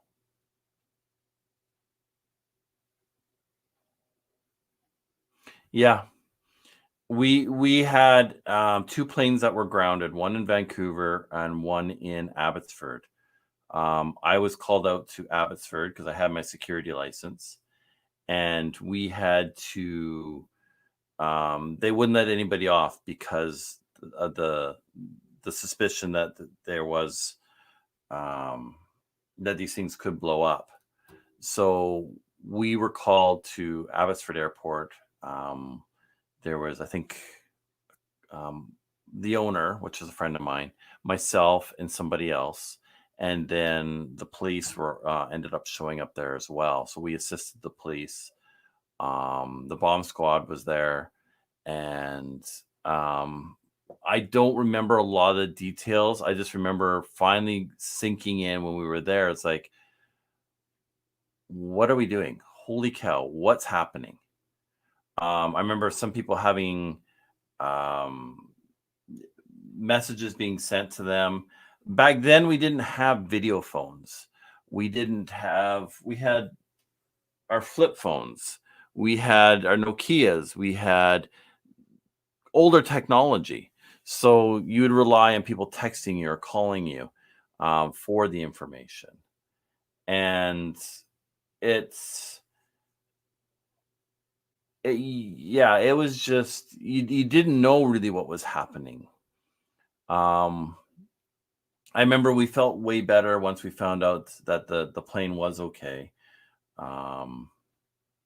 But going out there and knowing that, things could go wrong, you don't really think about it at that point. And later on, when your mind's kind of not in that whole adrenaline rush and you're kind of just waiting, that you start thinking, it's like, okay, wait a second. This could mean a lot of things. Why am I here? So it was, Mike says Conway delivering express. I came out to see crowds of people listening to them. Huh. Yeah. That's just, it's crazy. I didn't realize countries on the road. Yeah, because a lot of people just felt that it was the States that was impacted, but it wasn't. It was the world that was impacted. For Canada and the States, it was we had alerts put out for all the big cities, Vancouver and Toronto and Montreal, Quebec, Ontario, all the bigger cities. There were alerts put out. There were a lot of planes were grounded. I remember that flights were grounded for a week or two. I don't remember now. And planes weren't allowed in for that fact. And then the 2 planes that we did have, they were suspected of terrorism, so that we had to hold those planes. It was scary. Then the borders changed, where you could go across with just your driver's license. Now you needed a passport. And then, because we used to just go across, get gas, come back. So there were so many things that were affected by what happened, that it was surreal. It really was, that somebody would have done something like this for not only New York, but the world, essentially, to come together to help. And it didn't matter what color you were, what status you were, how much money you had, how old you were, how young you were, what color hair you had, or if you had hair. It didn't matter. Everybody came together to help. And that's the part that I just find amazing. And I wish we had more of that today. With everything that's happening around us, we've just kind of gone, and it's sad. It really is. And I don't do lives on Saturdays. I'll do pop-up lives and stuff like that. But being that today is the 20th anniversary, I thought I would do my live on 9/11 and finding out where you were at. What were you doing? What do you remember? And I think it helps people kind of vent, people to release some of that. Remember the good times they had with friends and family that passed. And I just remember having long phone conversations because I used to travel a lot around that time. I was on a flight probably every weekend, whether it was New York, whether it was Toronto, whether it was Dallas, whether it was Seattle, Arizona, California, wherever it was, I was all over the place. And there was probably only a couple weekends out of the year that I wasn't. So for me, it impacted how I flew as well. And that made a huge change to our society on how things changed. Hey, Naj, Hello, how you how are doing? you? Good. Good. Um, I had a funny story about that. I know it is a sad time, but it is funny, and it would only happen to my brother. So, I do remember. I literally remember that very vividly. I had just got out of the shower. I had HSN Home Shopping Channel running on the TV. My husband was outside doing some yard work, and I see it on TV, and I'm like, what? I ran outside, and he was coming inside the house because a friend called him and he had on his cell and told him, put on the news. And I'm like, what happened? What happened? And it was a day that changed the whole world, really. I mean, it changed all our travel. It changed our innocence. We lost our innocence because now you look at everybody covered up, and Yep. now because of the COVID, it's normal, but poor innocent people, because of the way they believe in their religion, they were covered Yep. up, and you suspected them of everything, you know. Yep. So it changed how everyone looks at everyone else. You don't see other people as friends. You're first weary about them before you even extend a hand to say hi to them, you know. So it really did change the whole. Yep. And that's the sad But part. I'm sorry, I didn't hear you. I said, and that's the sad part, and how it changed I think I'm frozen. how we looked at some people. I think I froze.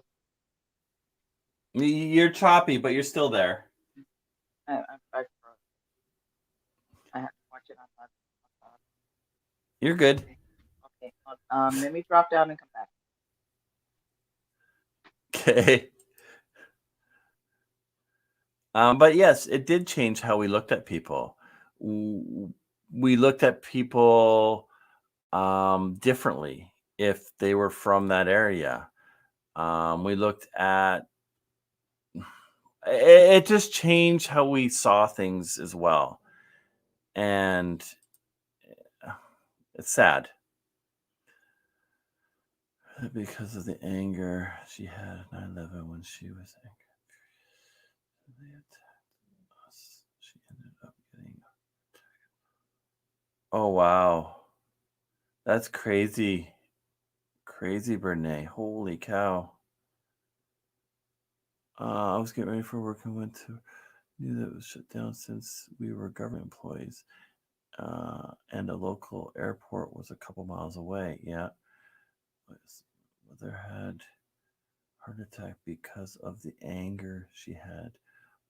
She was angry, furious that they attacked us. She ended up. Oh yeah.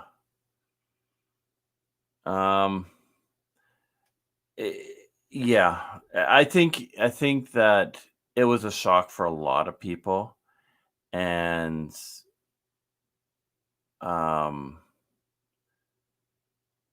for people to have to find out that, hey Mike, Hello. how are you? Good. How are you? I'm good. Hey Jess's shoulder.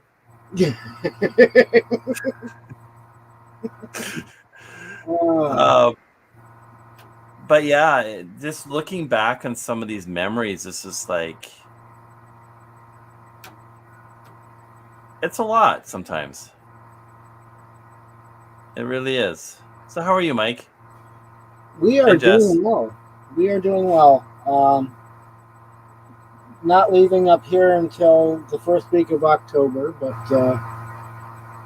getting things together and getting things straightened out with the truck, and yeah. So now you can put more weight in the trailer because now you got a truck. Yes. Now we can get a bigger trailer. Yeah. Yeah, that's probably next spring sometime. But it's also nice that you've got a trailer or a truck bed that you can actually put stuff in. Yeah, it's a short bed, but so it's I think it's less than 5 feet. So like a 4'6", I think, or Yeah, I think four something, yeah, right? Yeah, 4 foot something, 4.5 feet. Welcome back, Notch. Hi, I'm trying to.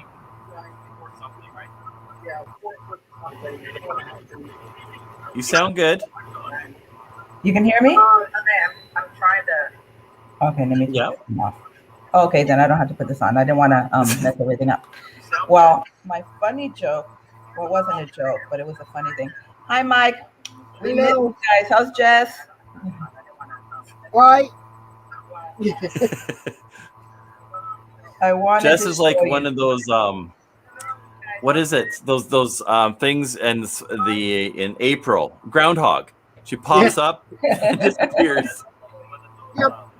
What is it? Those things in April. What you were saying?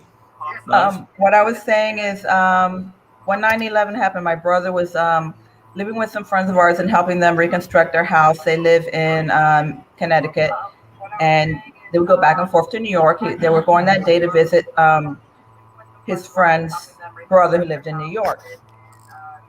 And they're on the highway over there, which we didn't know. They actually got stopped by the police and everything. But my husband calls and he leaves a phone number. The minute it happened, he goes, "Oh my God, look what happened."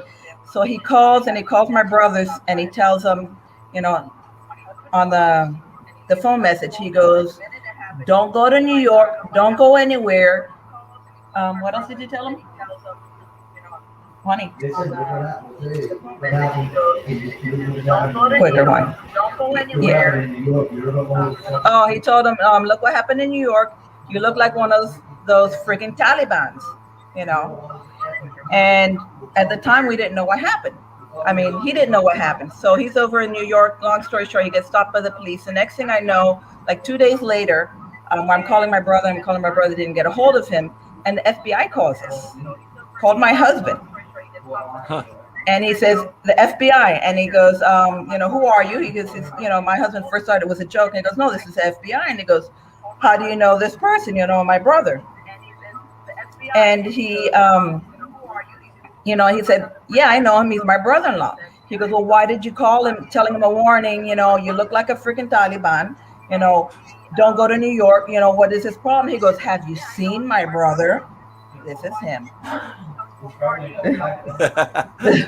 He goes, "Have you seen?" He goes, "If you've seen my brother, you know what I'm talking about." Yeah. He had He had a beard all the way down to his, actually he looks like a hillbilly there, but he had a beard all the way down to his belly. Yeah. He was wearing his construction. He usually wore camo for construction. He was working construction. So in New York, he's got a black van, unmarked black. Usually that's what they profiled him. Perfect. Black van, long hair, no head is bald, just a huge long beard, dressed in camo. He was like, it was just construction. It was full of dirt all over, the cement and everything. And they stopped him, and it was hilarious. And they called us, why did you tell him to warn? And he goes, have you looked at him? Doesn't he look like a freaking Taliban? If you met him, you wouldn't be asking me this. Yeah. And then they realized, it was just, my brother's a freak weirdo. And they finally let him go after them. They had him for about 4 or 5 days. They held him, and they profiled. Of course, at the time they profiled everybody. They saw a van. They just literally stopped him on the side of the highway, pulled him over, and ransacked him. And him and his friend, they put him in jail. And FBI was at that time investigating everyone. Well, they were listening in on conversations too. Oh yeah. Because I remember talking to a friend of mine. Yes. I remember talking to a friend of mine, and we were talking about it all, and talking about what had happened and using certain words. And suddenly, someone came on and was like, "This conversation is not appropriate," and we lost our connection. Wow. We're going, what the heck? So they were listening in on the conversation, exactly. Yeah, I think it was the next day or something like that. So it was really fresh, right? Yeah. And it just made you think, it's like, there were certain key words, obviously, that we had said that kind of triggered them to listen. And it was just like, wow, okay. There were certain key words, obviously. I remember hearing there was these medical students. They stopped them on the highway going to Orlando, like they were going to Disney World, and they stopped them on the highway, and they even got put in jail. They were, I know they were, I think they were Hindu Indian, but they fit, kind of the description, and they stopped them. And I remember them even saying that they pulled them over, their hands, they had nitro on their hands, and they thought that they searched the car, they couldn't find anything. But they were medical students. They had traces of nitroglycerin, but nitroglycerin is also medication. Yeah. I know my father-in-law uses it. They put the nitro paste for when you have angina, heart pain, and all that. So he goes, no, we had left. I know their story was, they were going out for the weekend. So they finished their shift and they left. He goes, I got dressed, I left, and we had our stuff in the car and we left. So they found the traces of the nitro, and they were under investigation because they found traces of nitro. So they're thinking they're making a bomb. And after, I remember they said that they had to, obviously they looked up the story, and they went back to the hospital where they were working at, and yes, they did say yes, they were here that day, and explained everything. But I was fascinated that they even found the trace of nitro on their fingers he goes, but we had washed our hands and everything, and they still had trace of nitro on it. Yeah. But those little things, Yeah, at that time they were so scared of everything, they were picking on any little thing, Well, I had a friend that, I don't know why, and I never did ask, but her husband went to jail. And she went to see him, but before she went to see him, she took her car in to get it detailed, and then she went to see him. Well, they frisked her, they ran her keys through the detector, and they wouldn't let her in because there was a trace of pot on her keys. She doesn't smoke pot, but obviously the guys that washed her vehicle, who handled it, touched it, and then she couldn't go in. So it's kind of crazy how just something very simple. Wow, that's. Well, you could see it changed our lives. It changed everything. Everything now is under a microscope. Yep. Everything you say, and everybody, oh, nobody's listening. Yes, everything you say, everything you do, everything that comes out on Facebook, on Twitter, on text, even if you're texting your friends, your words, whatever is written, we can't burn it. It's somewhere in the internet. It's not like you write something on paper and you burn it. Whatever you do, you have to be cautious of what you say and what you do. That's so true. You put your pictures out there. Your pictures are out there. They're there now.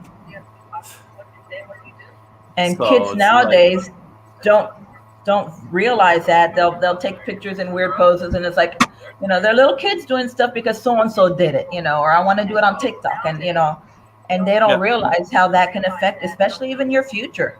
Yep. You want to be a president, you want to be a senator, whatever you want to be. They'll go far back into you were in junior high school and you did this, you were Oh, yeah. caught stealing with your friends because you were in the wrong place at the wrong time, and you weren't even stealing, but they And that's the thing, scrutinize right? everything. It's the one thing that I kind of, I've got a client that owes me money, and he's running for politics right now for the NDP department or party. I just submitted him with his paperwork Yummy. to get our money. So I don't know what that's going to do to him, but holy cow. King size. Wrong way. Peanut butter lovers. It's not working. I though. love Reese's. Peanut butter lovers. Mm. Where did you get that? Costco? No, the store. It's just a 4-pack. At least it's a 4-pack and not a 2-pack.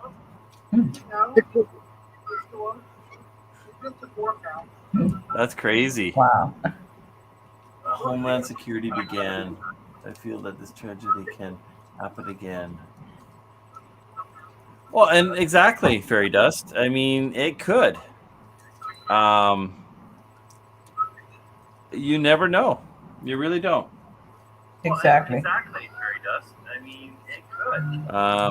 Yeah. I remember everything getting shut down. I remember looking. There's an app. I can't remember what it is, but you can see all your plane flight, and you look at it. And it's like planes all over the sky. I remember that day. It's just like they were showing it on TV. Nothing. It was like, holy. Yeah, they shut the country down. They shut everything down. Yeah. And I remember hearing, even a few weeks after, when they actually started letting people fly again, they were getting ready a nail file. It's like, what am I going to do with a nail file? What could I possibly do with a nail file? But they were scrutinizing everything. Because before you could take anything you wanted on your carry-ons. You could take anything. Exactly.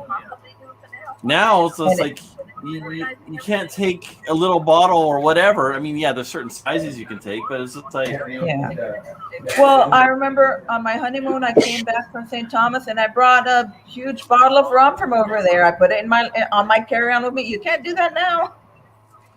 And don't put it in the luggage because you're going to have glass when you come back. You're going to have wet, soggy, glassy, clothes when you come back. You can't put it in the luggage. You have to ship it to yourself. Yeah, whenever we go to Mexico, there's people that take care of our dogs. So we always bring her back rum and some other alcoholic drink because she likes to drink. But we always get it duty free. They always keep it in their bag. They give it to us at the end. It's like whatever. So well, at least it gets there in one piece. Exactly. That's a good thing. It did change the way the world is now. It did. It really did. And it was very sad. It is. It's very scary and very sad. And how things are changing now in the world is very quickly. Everything now is moving so quickly. It's scary, and it is. I feel bad for my kids because they don't know what it is to be children. You always have to. I remember we would stay out in the street all night when the sun went down, you had to come in, or you get the belt, But you were able to go out and not worry about my kids outside somewhere in the block. You knew nobody was going to hurt them. Now, I don't let my daughter play out in the front yard.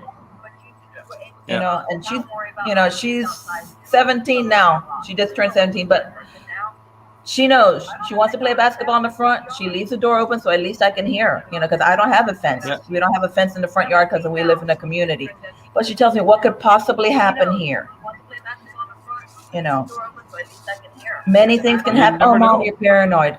I'm not paranoid. I'm realistic. Things happen. You know, we don't live in a world that we did when we grew up as kids, you know, where you'd be out all night. Your neighbor would look after you. You know, your neighbor told you something. When you got home, your mom would beat the crap out of you because she had to tell you something because you did something wrong, you know. Yeah. But you know, you knew your neighbors, you knew everybody in the whole block, you knew their whole life, their grandmother, how's your great grandmother doing, you knew them. Now you don't know what your neighbor's name is, you know. It's not the same world. It's a scary place, and it's not getting any better, and it is sad to think that you have to teach your children to be paranoid, you know, to always look behind their back. You know, when you're going to a store, look behind your back. Before it was just if you're a woman, you'd worry about looking behind your back. Now you got to tell the boys to, you know, watch where you park, and you know, somebody can come up and cut you up in little pieces. You don't know, you know. Oh yeah. I mean, and that's one reason that I wanted just Cayden to have that self-defense because of the society that we're in now. Exactly. I mean, and that's one reason that I wanted, you know. But yeah. I remember this is a few years back. I was at the mall and we were coming back and we had to get something for school for my daughter. And it was really sketchy coming back because I had to walk the opposite end because they closed the way I came in and they didn't let me. So I had to walk all outside by myself. By myself, I don't care. I was with my daughter and I remember walking by myself and hearing some people. I go, I don't like the way those people look. And I told her, you know, here's my knife. Yes, in my day, you kids had knives. It was no big deal. I always have a pocket knife wherever I go. I gave her my knife and I told her, when I say run, run and don't look back. You got a phone, call 911 and keep running. I don't care what you hear, keep running. If I scream, it doesn't matter. Keep running. You know, because I had to walk the whole place by myself. You know, with at the time she was maybe 8 or 10. I don't even think she was 10 yet. But you know, it's scary that you have to teach your children this. You know. Mike, you have a question? Real quick. I'm sorry. No. I didn't want to interrupt you, but no. We've actually got to get going for a little bit, but I just wanted to pop. We just wanted to pop up and say hi and let everybody know we're live. And I will be posting a video a little later tonight with the truck in it and the campsite that we had and whatnot. So, I look forward to seeing it. All right, take care, guys. See everyone later. Bye. Bye, Jess's arm. Bye, Mike. And we're gonna try to do a live possibly tomorrow, but we'll see what happens. The whole Jess or just a part of Jess? We're only gonna see Jess's arm. Possibly the whole Jess. So Perfect. Good. All right, take care, all. Good. Bye. All right, bye. Bye. Love you. Wow. Bye, Jess. Oh, too funny. I'm sorry. I didn't mean to take over. Oh, it's all good. It's all good. I'm sorry. I didn't mean to What's take Julie over. saying here? Raised two boys 25 years ago. Thankfully, they had some rules. Oh, I can't see what they're saying. Yeah, no, I agree with Julie. It's scary now having kids, and yeah, it's a different society. Like I was explaining to Cayden, like because we're going through cleaning some stuff up, and he found some of my old phones, and he's looking and says, well, where's the video screen on this? I'm like, it's a flip phone. Hey, Victoria. He didn't understand how it kind of worked. Hi, Victoria. I was showing him the old rotary phones, and I'm like, "Key dial on it." And he's pushing on it. I'm like, "No, you got to actually take it around." It was funny to watch. Yeah, I was. I showed my because I keep I have an old phone I've had. I think I was in high school. My sister gave it to me for her birthday. It was a purple phone because I love purple. I still have it because when there's a hurricane, I connect it directly, and it's because wireless phones aren't going to work. And with Andrew, you didn't have wireless for a long time because all the towers went down. Now the cell phone towers are built better, but they all went down. So I bring out that do epic shit. I bring out that phone whenever there's a hurricane because it'll work. And my daughter's like, Yeah. what's this cord? Why is it stuck to the wall? I go, that's the phone. She goes, but why is it stuck to the wall? I go, that's how phones work. But you can't walk with it. I go, no. In my mom's house, we had an extra long cord that you can walk. You can sit outside the front porch with it. You can walk into every room and even into the bathroom door with the phone. But that's our wireless phone with a big, long, extra long wire. You know. Yeah, you would walk around the house carrying this phone around with you. Exactly. Yeah, my grandmother had the rotary phone until she passed because she said it works fine. Why am I going to get another one? Oh, that one's nice. And there's Jennifer's as well. We got Water Girls. These are actually my favorite, Daryl. Oh, I like the Bigfoot. Yeah, that's a censored version. These are my favorite ones. I think there's one more somewhere. I don't know. Now, that was the end of it. So thank you. You're welcome. That was the end of it. I sent you one, by the way. I don't know. Did you get it? No, not yet. It might take a while. It depends. Sometimes it will take a couple weeks. I've sent out so many, I don't remember who all's got them and who doesn't. Okay. I got one of yours, Naj. Calm down. Do you have stickers, Naj? Okay.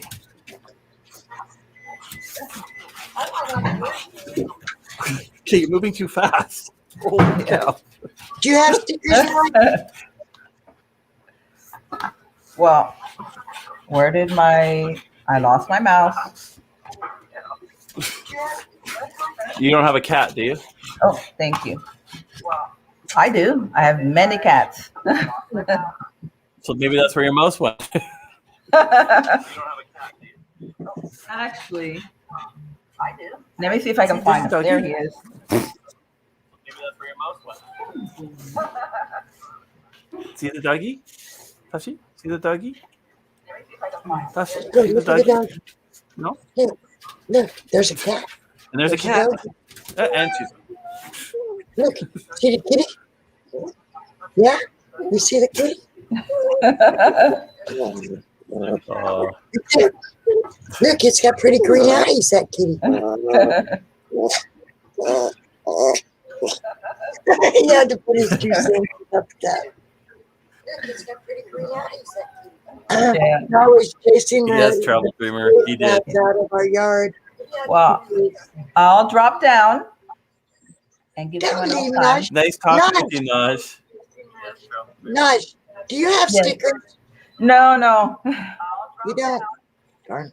Well, if you want one of mine, go to my About page and get my email and send me your address and we'll send you one. Okay, thank you. Well, if you want one of mine. Okay, see you. Bye. Go to my About page and get my Bye, Naj. Bye. I was so happy when Okay, let's see if I can drop down. I was only expecting one sticker and I was like, wow, look at all these stickers. and I really like a few stickers. My husband We've got a liked couple stickers. My husband liked the first one that I showed. Yeah. A lot of guys like that one. There's a lot of 4-wheels around here, 4-wheelers that have it on there. It's funny. Well, you said it as it is. Yep. I said that word the other day in my hiking video with my husband, and I didn't like it too much that I said that word, so I covered it with music. I know my wife gets mad at me for saying that. And Cayden will only say the first 2 words. So it's kind of funny. Or he'll So he say, walks do epic around do. going, shh, Dad, shh.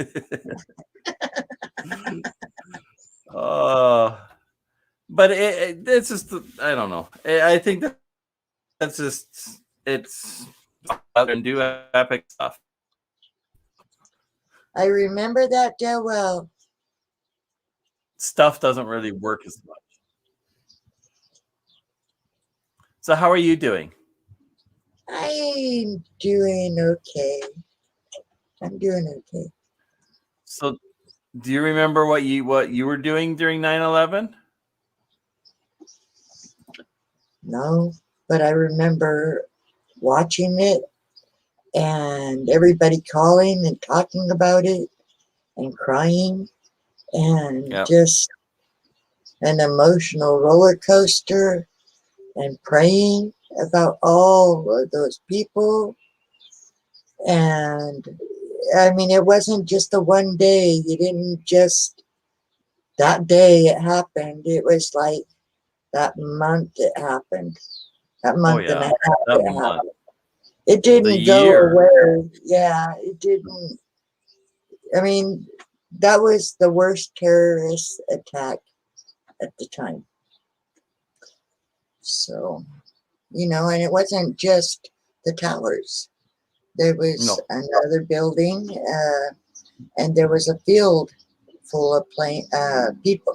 There was the people in the planes, and there was what, four planes? There was 4. There was the Pentagon, the 2 towers, and then the one in the field. Yeah. So, and each plane had at least 100 people, if not more, on them. So, yeah, I never thought in my lifetime that I would see that kind of terrorist type attacks in America. And then they had the, what was that race? The foot race. And those young men that put that attack. And it was just, there was a few small attacks. But the plain fact is, I never thought that. Oh, the Boston Marathon. Yeah, the Boston Marathon, when those 2 young men put that backpack and hurt and killed a lot of people. And there was other attacks. They aren't coming to my mind. But they were around the general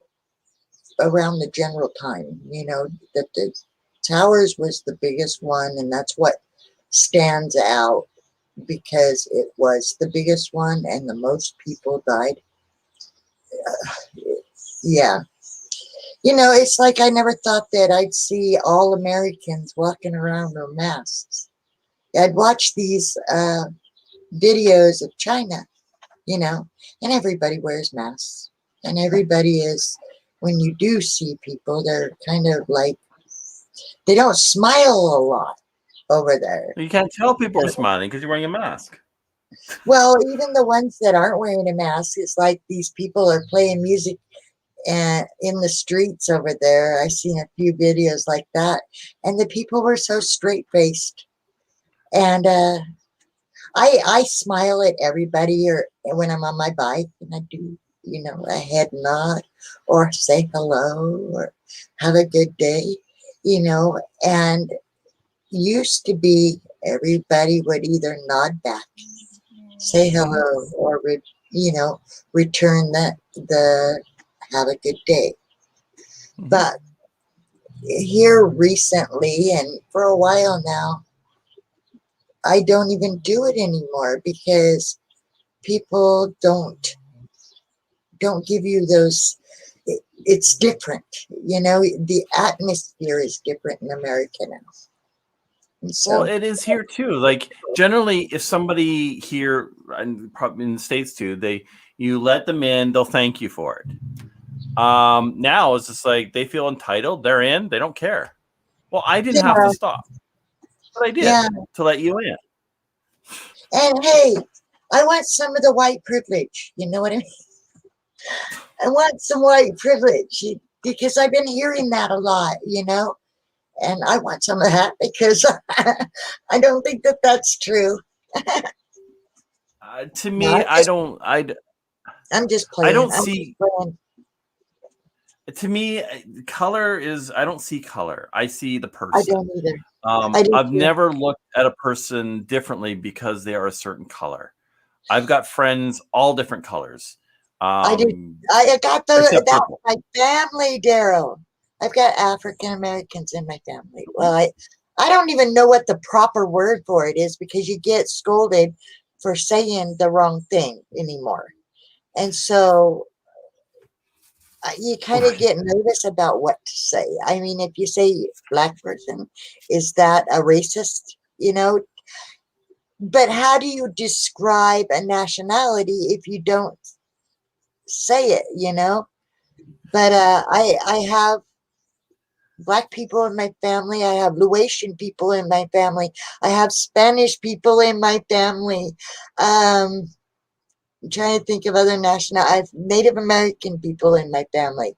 So, you know, I've got a lot of cultures, nationalities in my family. And I love each and every one of them. I got a lot of cousins and stuff that are of other nationalities. And I love my cousins and my second cousins and third cousins or whatever. I have more cousins than I've got anybody else. But yeah, so and I've never, ever in my life seen color. I see people. There's either good people or there's bad people. You know? Well, that's the thing, right?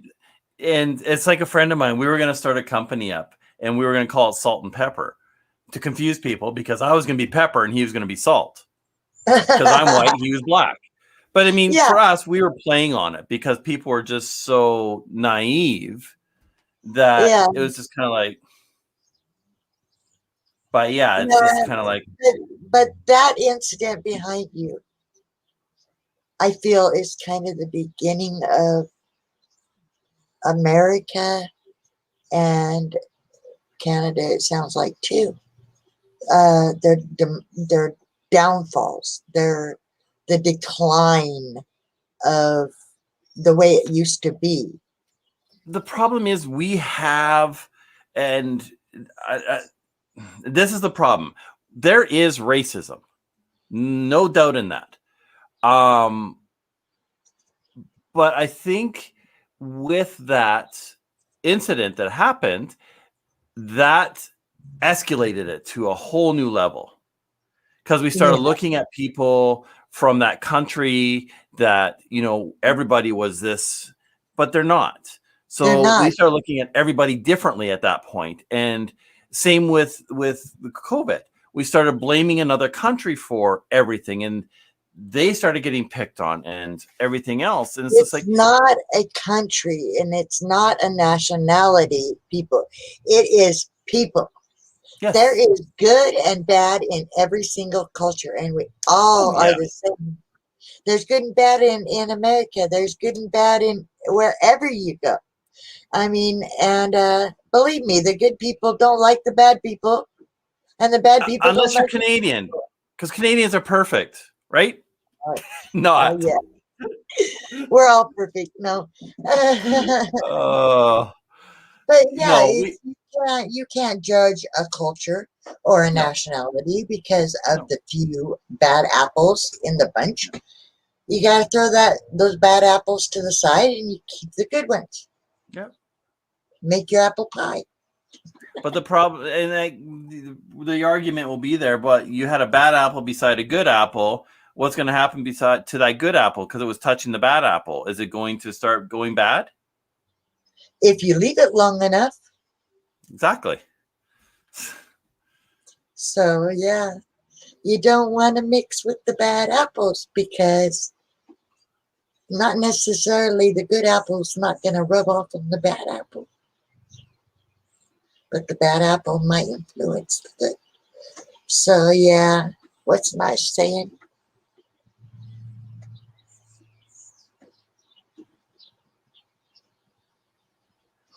Yeah. Yeah, and that's the thing. To me, I don't care what you look like. I mean, if you're blue or purple, yeah, there's going to be issues there.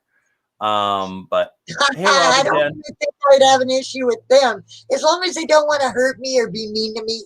I like a blue or a green or a yellow person. I mean, I don't care. And I think Naj just said it just perfectly there. God made us all the same. Our blood is the same color.